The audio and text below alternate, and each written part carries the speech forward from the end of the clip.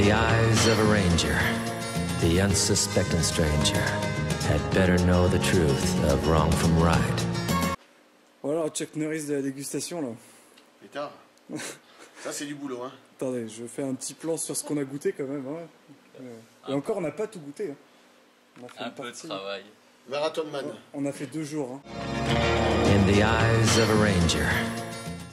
Oui, alors il faut savoir que le style Rolly Gassman est quand même un style où il y a quand même pas mal de vins botrytisés et des vins riches de joie, de plaisir, de grand terroir. Et en même temps, j'aime pas le mot sucrosité, je trouve que c'est pas l'adjectif qui s'applique à ces vins, c'est plutôt la présence du botrytis et de la maturité naturelle du raisin dans le vin.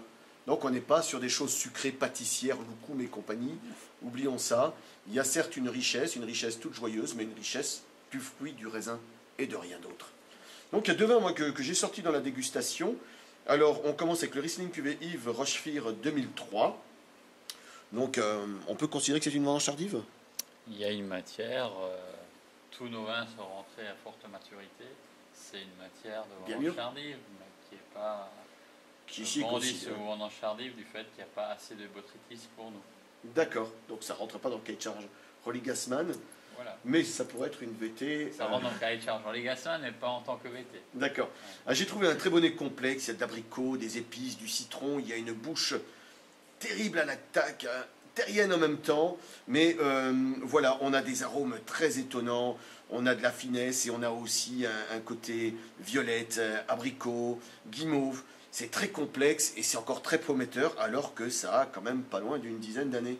Il y a encore quelle possibilité de vieillissement pour ça? C'est tout jeune pour un Riesling sur des calcaires type Kuiper, 30 ans encore devant lui.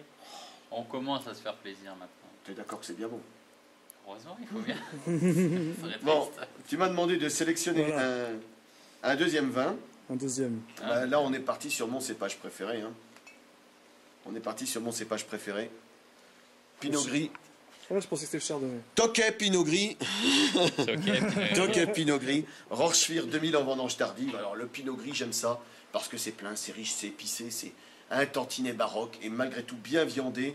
Et je trouve que faire une pintade ou un faisan cocotte avec un Pinot Gris, c'est un mariage fantastique. Ou alors avec des petites cailles, la volaille, la belle volaille et le Pinot Gris, je trouve un beau mariage. Avec le poisson, je suis plus modéré, mais même avec certains fromages, le Pinot Gris peut aller les chercher.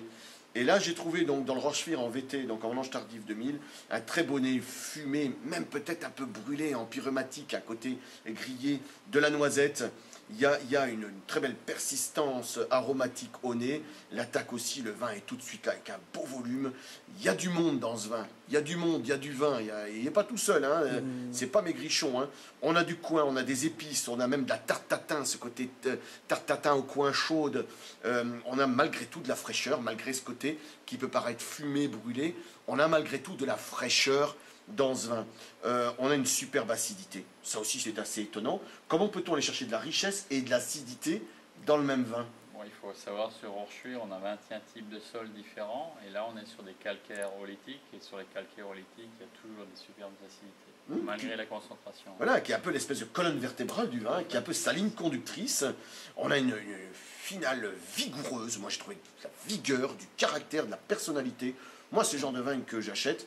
Est-ce qu'il faut se vendre un rein pour acheter une bouteille d'exception pareille? Non, il n'est pas assez cher en fait. Non, je rigole. C'est vendu 25 € la bouteille. C'est tout à fait... Le prix d'un mauvais sauterne? Non, c'est pas assez cher pour en Alsace, mais bon, c'est des vins en fait qu'on peut même prendre sur des boudins en pommes, sur un carré d'agneau. C'est plutôt des vins de plaisir et où les gens doivent aussi découvrir la complexité des vins d'Alsace. Bien sûr, un carré d'agneau avec un tout petit peu d'épices comme ça, je trouve que...